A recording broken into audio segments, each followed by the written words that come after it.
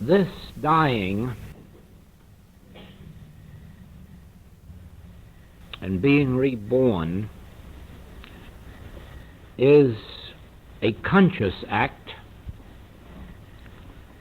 It is something consciously attained. And the Master gave us a formula. And no one has ever improved on it. The formula is, ye shall know the truth.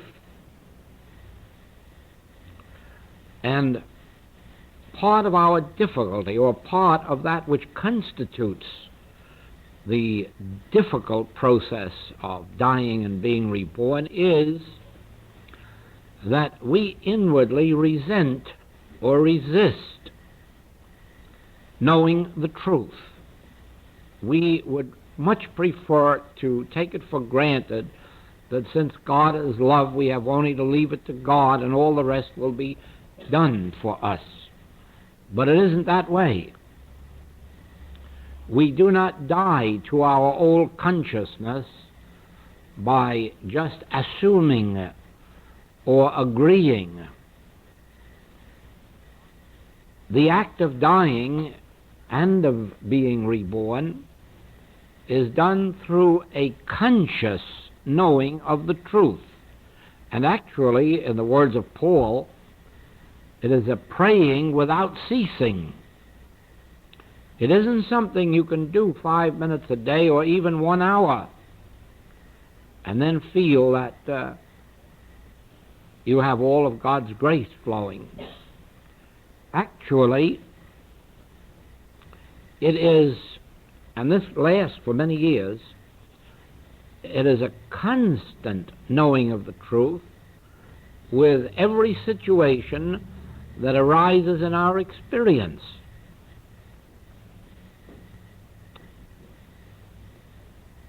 Let me illustrate that in this way. Ordinarily, we awaken in the morning and sooner or later jump out of bed, make our physical preparations for the day, have breakfast, and then go off about our business.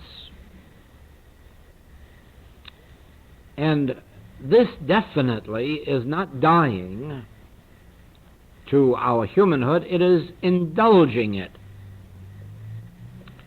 In order to bring to an end the changing good and evil experiences of our lives, we have to consciously embrace each day as we awaken. Something after this fashion. On awakening, the realization that day has followed night. We didn't have to sit up to watch it. We didn't have to pray about it or take thought about it. In the natural experience, day follows night. And evidently there is some law that brings this about because it's such an unfailing experience. There is no record of any time when day did not follow night or night followed day. There must be some law about it, and it's a law that neither you nor I can govern. It's a law that operates without any help from us.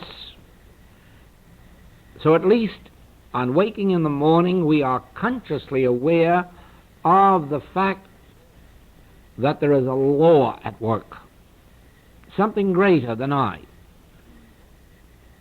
We might also feel a little sense of gratitude that this is true, that the coming of day was not dependent on our remaining awake at night or even on our ability to pray, that there is a law, there is a wisdom governing this earth.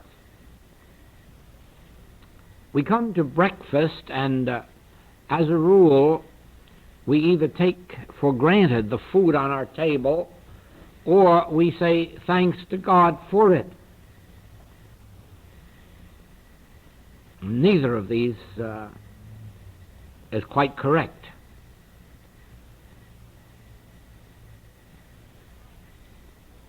Acknowledge him in all thy ways, and he will give thee peace. This is an opportunity, this breakfast table, for an acknowledgement that the earth is the Lord's and the fullness thereof, that there is a law of God that keeps the earth filled with crops, fruit, and all the rest of the things necessary to our experience. Also, it is an opportunity to be knowing the truth for our neighbor, friendly neighbor and enemy neighbor, that since the earth is the Lord's and the fullness thereof, God's bounty fills the earth. There is, of course, a claim, an appearance to the contrary.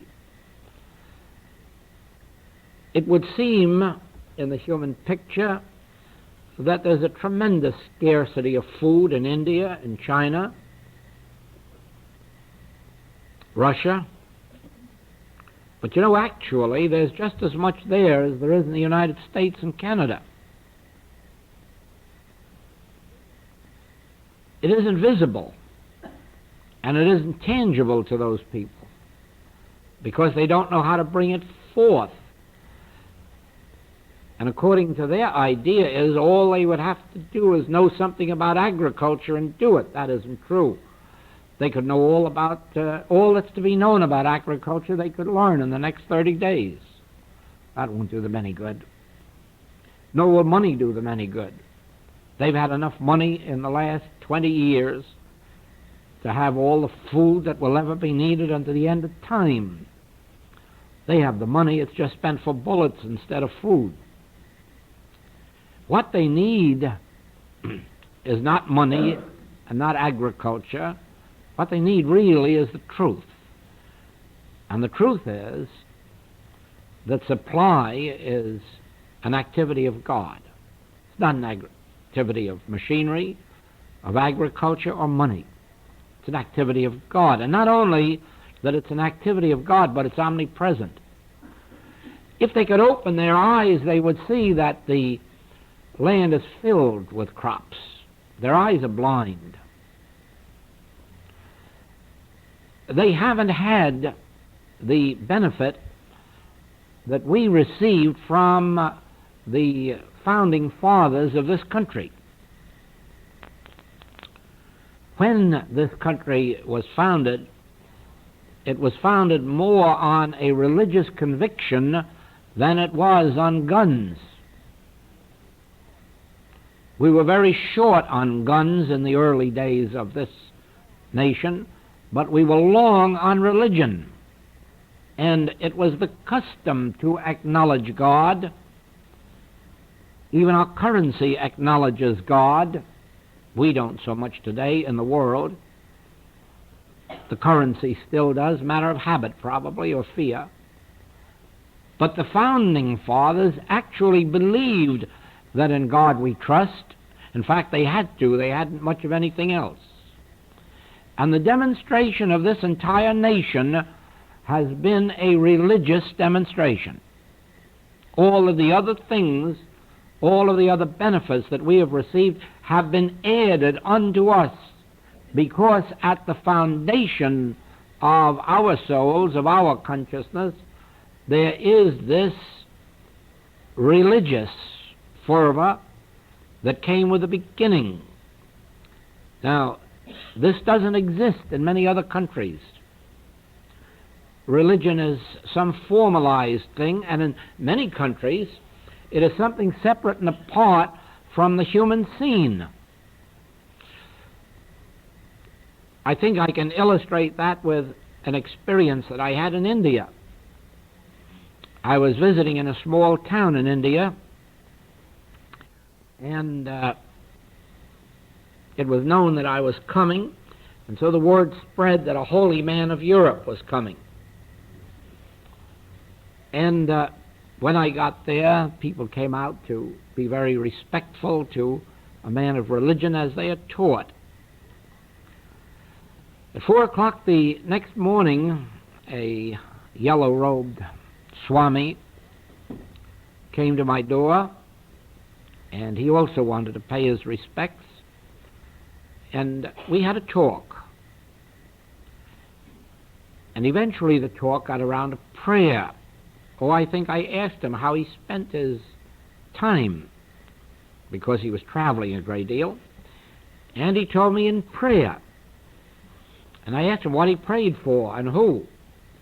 Oh, he didn't pray for anything or for anybody, because that would be commercial. That would be Western style. Why, to go to God for anything material would be a sin. Well, I mean, you are conscious of the fact that there is poverty and disease in India? Yes. You don't go to God? Oh, no, you don't go to God for anything like that. No. You only go to God, I don't know, maybe to sit on cloud 9, but not to connect it with our human experience. Well, you see, that's enough to separate them from God, and it does. Later in our talk,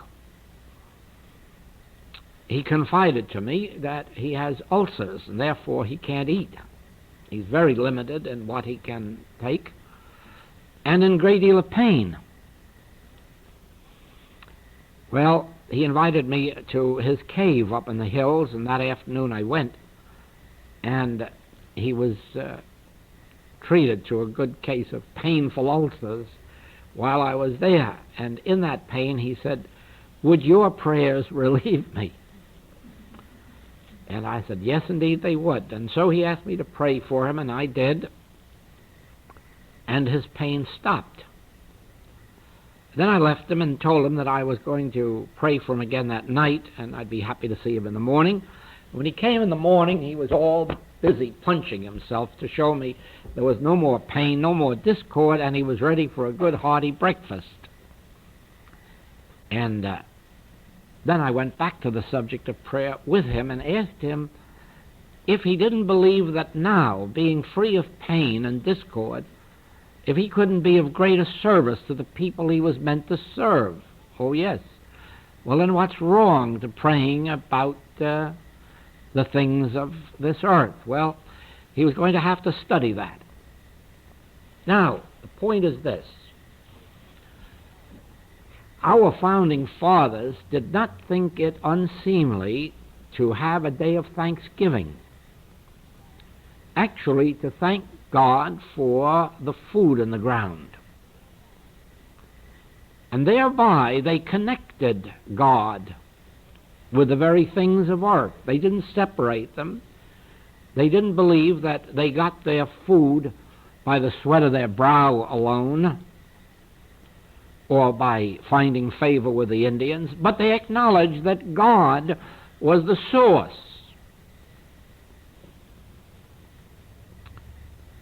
In the same way that for many, many years, centuries, the church has held that God and health were two separate things.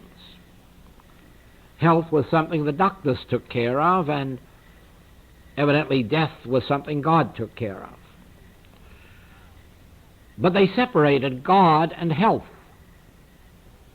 And it is only in this past century that the spiritual ministry of Christ Jesus is being restored to the church and to the churches of all denominations, incidentally, all Protestant denominations, because it is once more recognized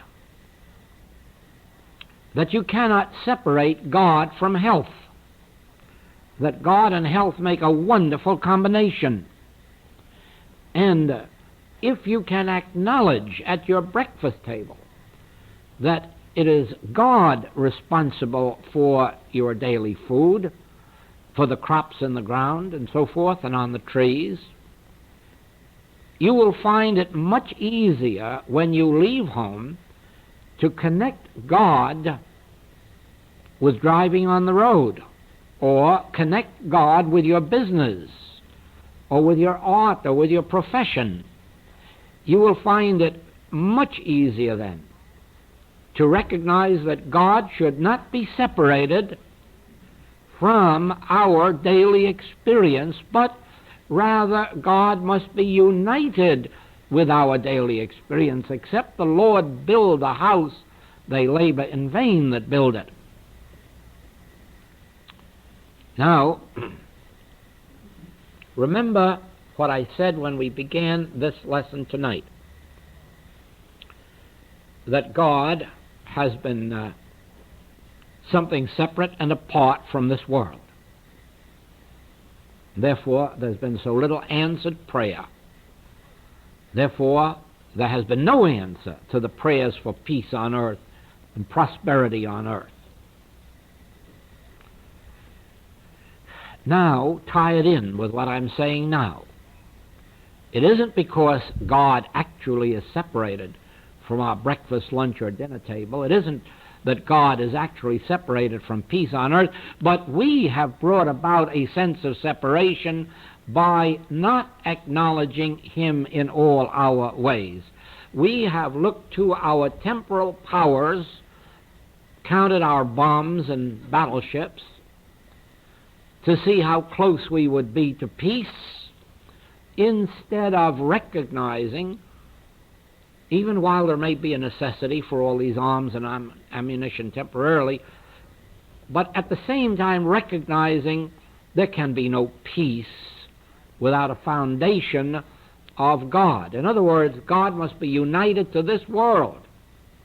God must be united to the subject of peace. And this is the crux of it. It can only be done consciously. It can only be done by a conscious act of consciousness. In other words, to bring God to your state of prosperity, you must consciously connect God with this world. The earth is the Lord's and the fullness thereof, and in His presence here on earth, where I stand, is fulfillment. Now, when you consciously make the contact, never forget that word consciously. When you consciously make the contact with God, you have it. When you consciously acknowledge God in all your ways, you have it. When you consciously acknowledge that He that is within me is greater than he that is in the world, it becomes so to you. When you consciously acknowledge He performeth that which is given me to do, so does it become unto you. Otherwise, you have God over here and your life here. But you, by a conscious act of consciousness, must bring the two together. Therefore, in the human picture, you appear to be, 100 people out here, and I appear to be one up here. If I accept this picture, we can be friends, or we can be enemies, or we can be indifferent, or we can be a mixture of all of these. But I can tell you very honestly that I could stop all of that nonsense in a very brief time. Let me spend 1 week here with you, and I can promise you this, that every one of us will be friends to each other, and good ones and lifelong ones too. I know how to do this. It has nothing to do with human favoritism. It has to do with a conscious act of consciousness. I must embody God in my consciousness and agree that the same God is embodied in your consciousness. I must recognize the same divinity in you that I've already discovered to be hidden somewhere in me. And then there is no possibility of enmity. There is no possibility of disagreements. Oh, we'll all have opinions. Heaven knows we don't all want to become IBM machines and give the same answer. As a matter of fact, it is on this basis of individuality that no one has to be a major prophet to see that communism is on its last legs, that it's doomed and on its way out, and much closer to the end than you can imagine by judging by appearances. Why must this inevitably be? Well, let me tell you why. God is individual consciousness, your consciousness and mine, and we are individual beings with individuality. God is the oneness that flows through us, but it flows through us in absolutely individual ways, so that some of us are writers, and some are composers, and some are inventors, and some are discoverers, and some are lawyers, and some are doctors, and some are ministers. Each one of us is showing forth God in an individual way. We are not showing forth our own glory. We are showing forth God's glory. Every bit of good that flows through us, even if it is only enough benevolence to send a check to the community fund, even that is the showing forth of God's love for our fellow man. Whatever we are doing in life is glorifying God, but we glorify God in individual ways. There are fathers and there are mothers, and there are brothers and sisters, there are friends, there are businessmen, artists. Each one of us in an individual way is an offspring of God, showing forth some facet of God. The more you acknowledge this, the better you are at your particular work. The more you believe that this talent is yours, or the more you believe that you haven't got a God talent, the more you're cheating yourself. The more you acknowledge that the very breath you breathe is God, that the very life you live is God, that the very thoughts you think emanate from God, the more you will show forth God's glory. Now, do you not see that the more we abide in the truth of our spiritual identity and spiritual individuality, the more we are bringing forth of God, and the more harmonious, the more prosperous, the more powerful we become. Well, communism is a denial of all of this, and it says you have no individuality, you have no God being, you have no talents. All you are is a slave of a state, and the state is the all, the God, the power, the brain. Oh, you have no brain, you're not entitled to one. The state is this. You have no individuality. In fact, in any way that you displease me will cause me to shoot you. Why? Because you're less than nothing. You won't be missed. Every denial of individuality is a moment closer to one's destruction.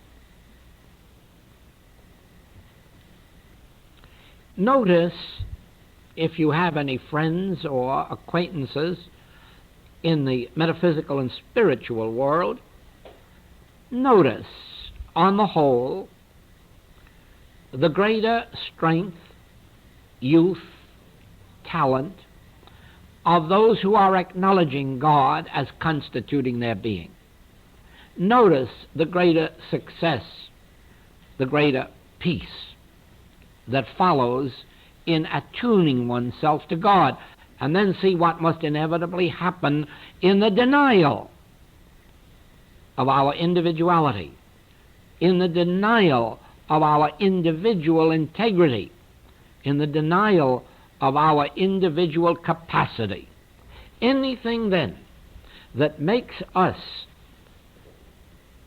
play down man's individuality and his individual God-given capacities must in the end destroy us, just as we as human beings destroy ourselves until that day when we enter a spiritual teaching and begin to admit that new component into our being, spirit. Spirit, life, wisdom of the Father. And the moment we begin to admit that into our lives, we lose years from our appearance. We lose years from the earthly experience, and we gain an eternity. We gain an immortality. But we cannot do it merely by reading books or by hearing lectures. We have to do it by a conscious activity of consciousness. From the minute we awaken in the morning, we have to embrace God in our consciousness. At breakfast, at lunch, at dinner, we have to embrace God in some way in our consciousness. In our work, we have to acknowledge that He performeth this, He perfecteth this. In everything we do, in every way we do it, we have to acknowledge that we are showing forth God's glory. Everything we do attests to God's presence in us and God's power in us. The more we acknowledge it consciously, the more we bring it into actual being. A mind, in order to be alive, has got to think. It has to think something. And it won't do just to do right thinking. It has to be spiritual thinking. It has to embrace the Spirit of God and bring it into individual expression, just as we connected up God with a man's health and God with our supply, with everything else. You see, what God is to you, God is because of your opening your consciousness to God. What God isn't to you is because and in the degree of your closing your mind, your consciousness to God. Pray without ceasing is not just religious mamby-pamby. Pray without ceasing means actually keeping your mind and heart and soul alive and alert in God. I don't think the Master really meant to be sanctimonious when he said, love the Lord thy God with all thy heart, with all thy soul, with all thy mind. I think he was giving us a law of life.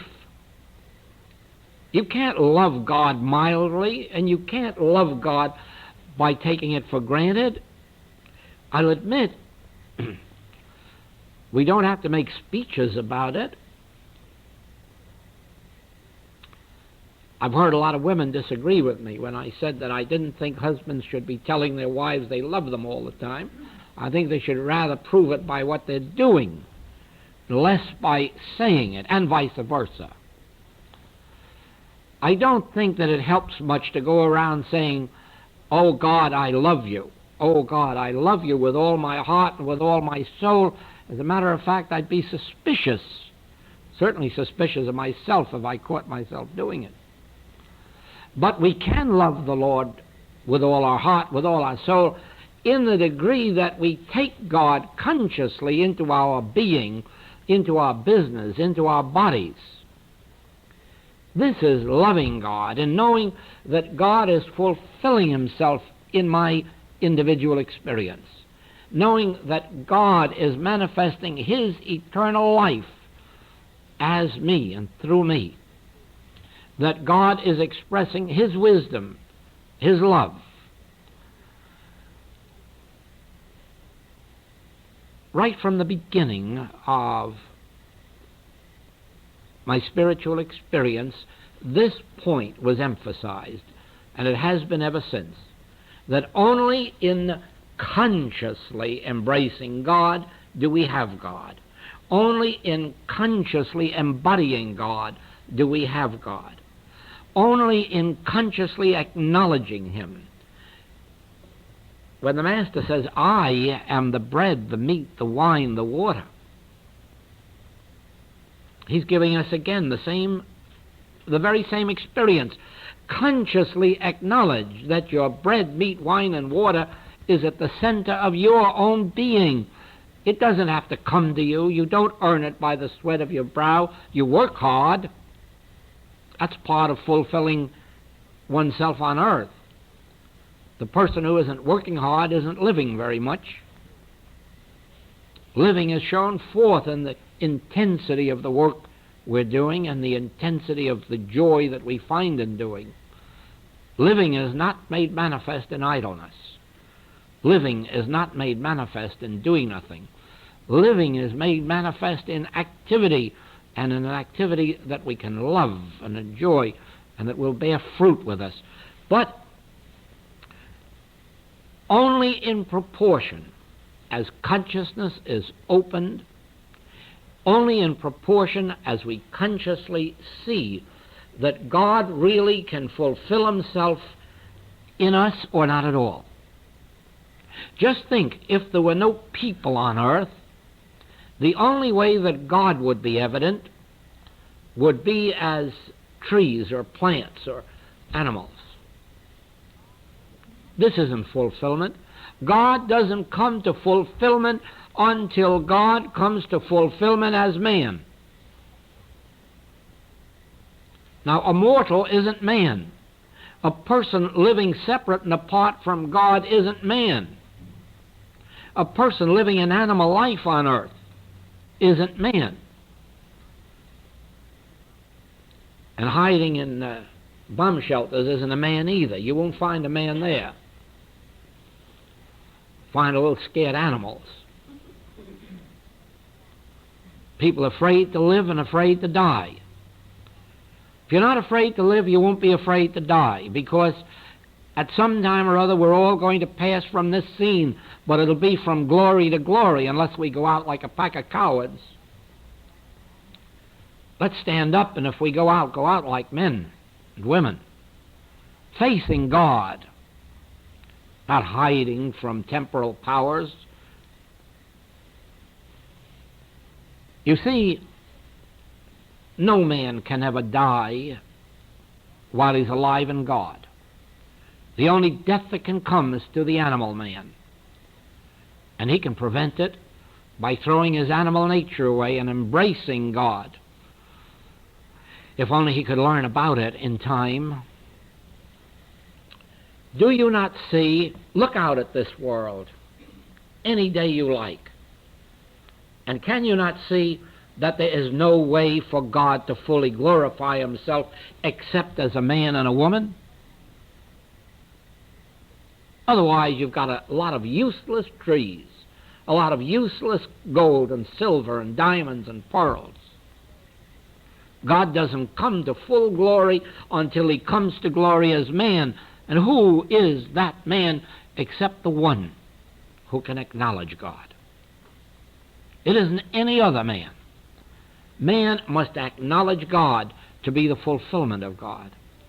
Man must understand that God is glorifying himself through your individual frame and mine, and his and hers.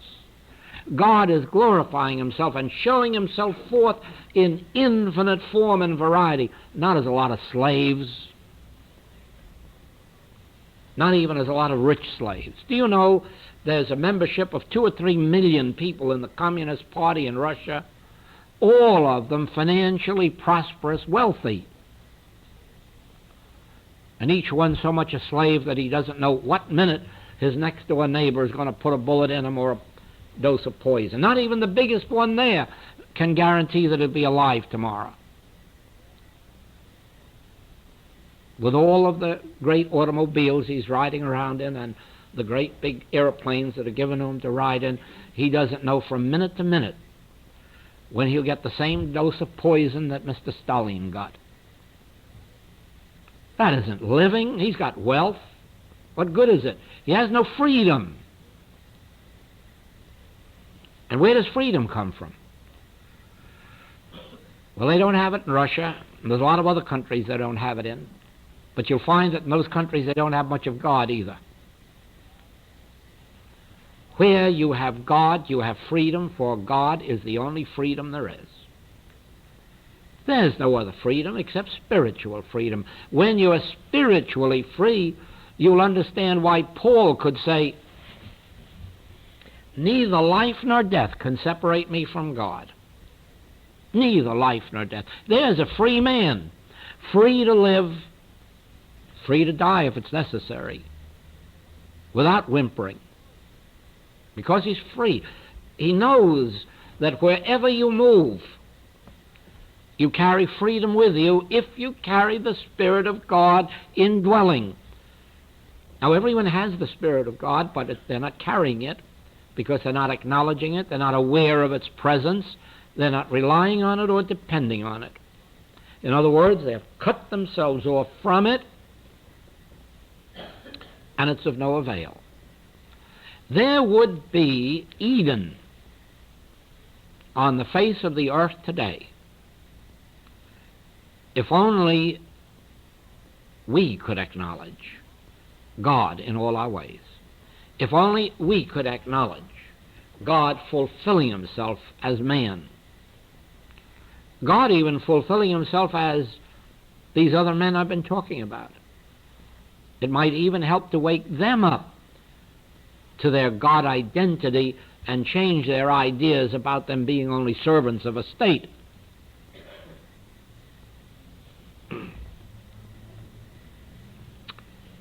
Now, in bringing harmony into our experience and realizing that it must be consciously done, I would like to give you the particular point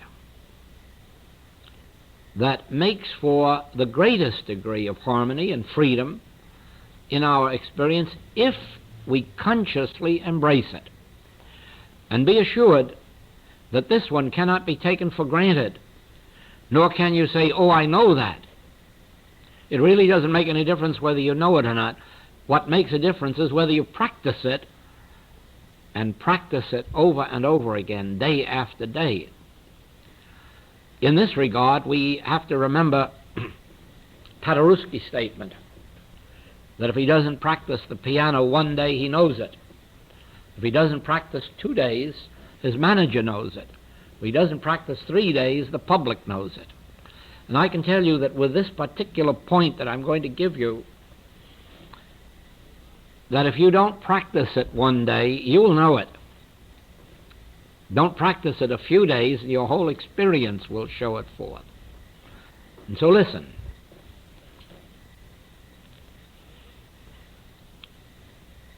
The religious world has been built on a false premise. That's why it has failed. The premise is that there is a God, a great power, and that if in some way you can earn it or deserve it or get hold of it, that it will destroy the discords in your life. It will remove your enemies, it will heal your diseases, and so forth and so on. It is on this point that religion fails. There is no God that overcomes sin or overcomes disease or overcomes death. There is no God that can be used as a great power. Oh, there's the word, the term, phrase, used. There is no God that can be used. There is no God that can be used. The very first step in your discipleship is when you realize God cannot be used. Now, when you settle down into prayer, let that be one of your very first thoughts. Since God cannot be used, I'm not here to use God.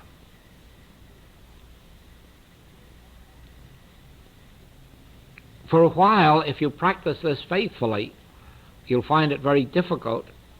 The temptation will be there to turn back and say, oh God, do this.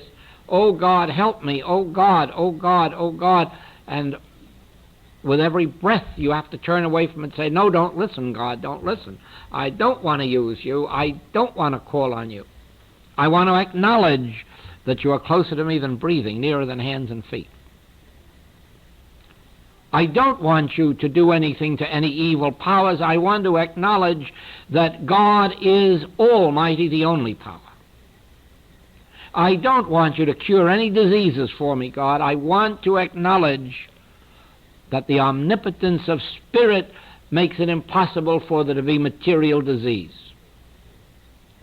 The infinite nature of Spirit leaves no room for material decay. I want to acknowledge God, Spirit, as the all-presence and all-power, and at the same time acknowledge that none of these appearances are power. I shall not fear what mortal man or mortal conditions can do to me. I will not fear what the armies of the aliens can do to me. I will not acknowledge that they have any power. I will be like the Master, at least in a degree, and say, Pilate, whether my particular Pilate happens to be a disease or Mr. Khrushchev, Pilate, thou couldst have no power over me unless it were given thee of God. Pilate, thou couldst have no power over me, for there is only one power, and it is God's Spirit, life. Closer to me than breathing, nearer than hands and feet. I don't have to get it, earn it, deserve it, pray for it. I have to acknowledge. Don't tempt me to turn to God for something. Just let me rest in the assurance of God's presence, God fulfilling himself, God living my life. I live, yet not I. God lives my life. I live, yet not I. Christ liveth my whole experience. Now you see, the biggest factor in spiritual healing is resisting the temptation to turn to God. The biggest factor in spiritual healing is acknowledging that God's Spirit alone, God's Spirit alone is the cause, the law, the substance of all form, and that regardless of any appearance to the contrary, we will stand on this. Judge not after appearances. Appearances may testify to a sin or a disease. Appearances may testify to something or other not of God. And if you're going to judge by appearances, you're going to be a slave of appearances. To be free means to acknowledge that all that is God made, all that God made is good, and anything that does not conform to that standard is not God ordained, has no law of God to enforce it.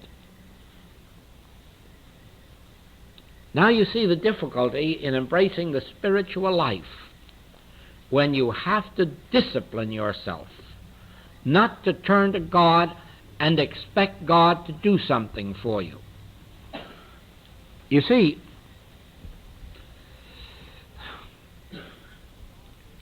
the very expectancy that God will do something for you is likewise the statement that God isn't doing it for you now. That's a denial of the truth that God is the same yesterday, today, and forever.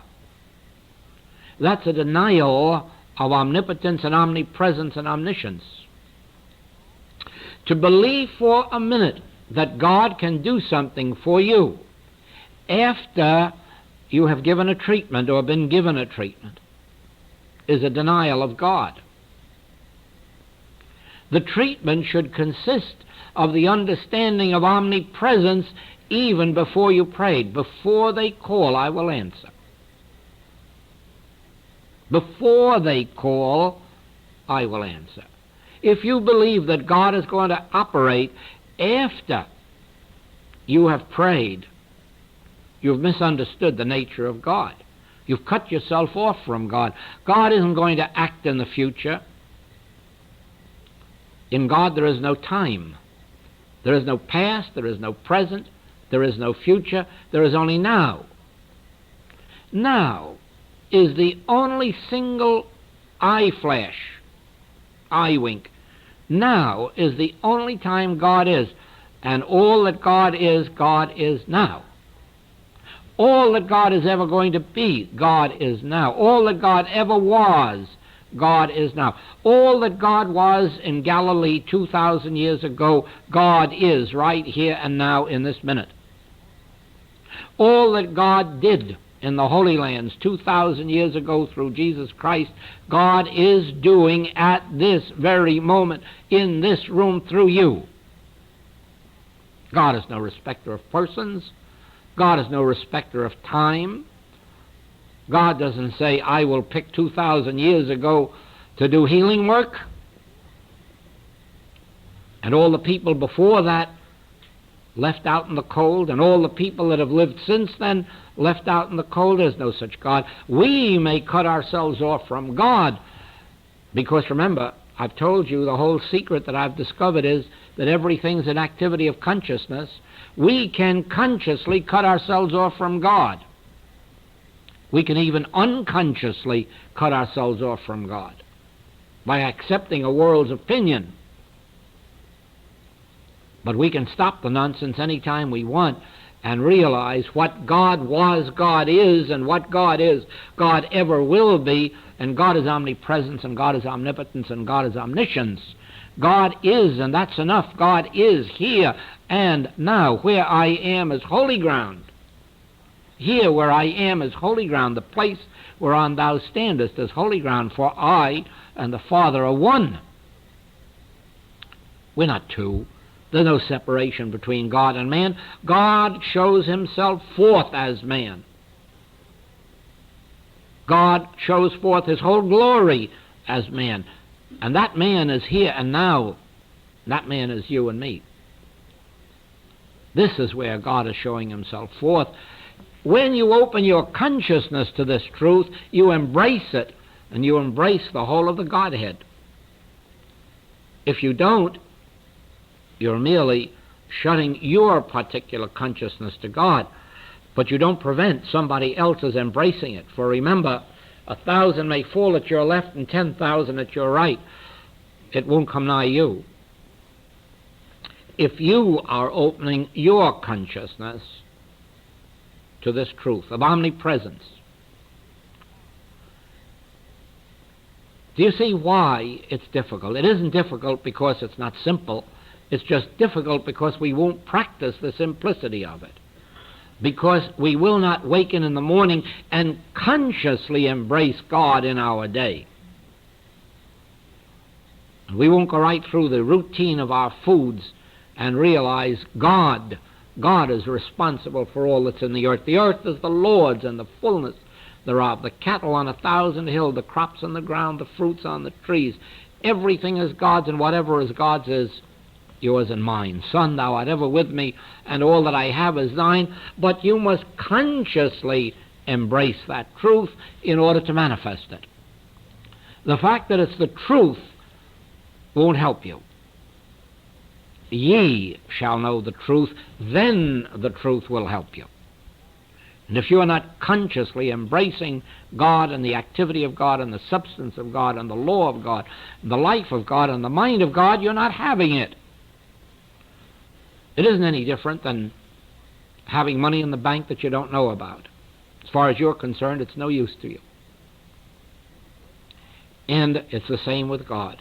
You have all the God that anybody else has, including Jesus Christ.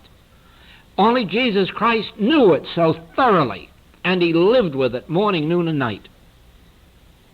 And he went away for 40 days occasionally to contemplate it, meditate upon it, glory in it, rest in it, relax in it.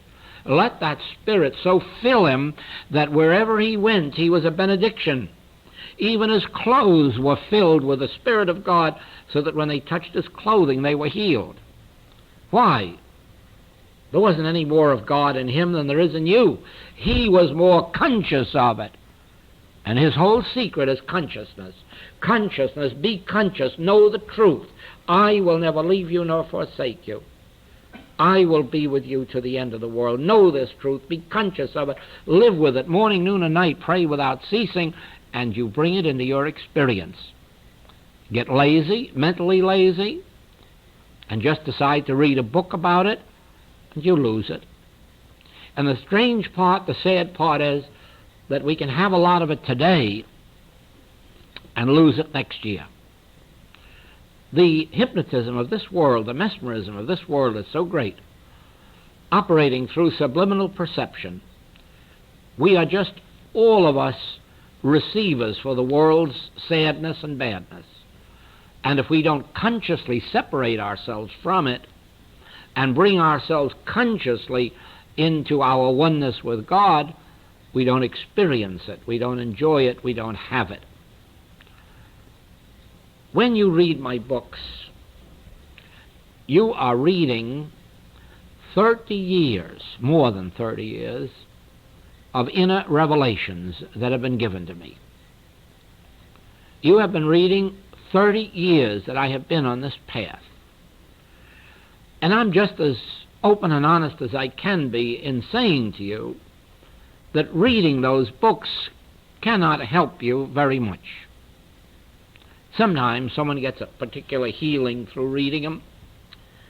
Someone gets an uplift. Someone has a benefit. Those are temporary things. Temporary. Lots of people read spiritual literature and have beautiful individual healings, but those are temporary things. They're not to be gloried in. The benefit that you can get from my 30 years isn't in reading me or hearing me, but in taking these principles of life and embodying them in your consciousness.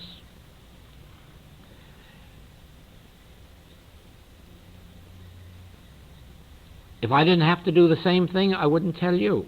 I have to keep it up just as much as you do. I have to live morning, noon, and night in the conscious remembrance of these truths. I can't let days go by, not even one day. I couldn't let an hour go by. I can't answer my mail without turning every few letters to that spirit within for more light, more spirit, more awareness, deeper awareness.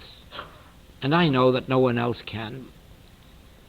And that's why I'm singing the song always of consciously knowing the truth, consciously opening yourself to the presence of God, consciously letting God abide in you, consciously make God a part of your life, and never, under any circumstances, try to make of God a servant. Don't try to get God to go out and do something for you. Open yourself and let the Spirit of God flow through you, and it will do more than you can ask for.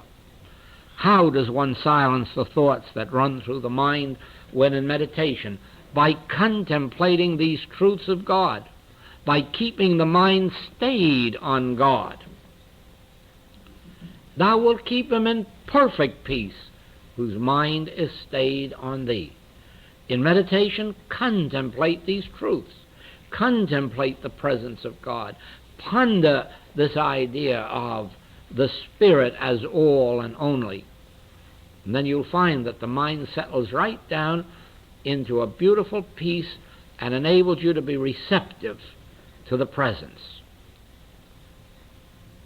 Well, I'm glad I came to Seattle. It's been worthwhile to talk to you. It let something out of me. Thank you.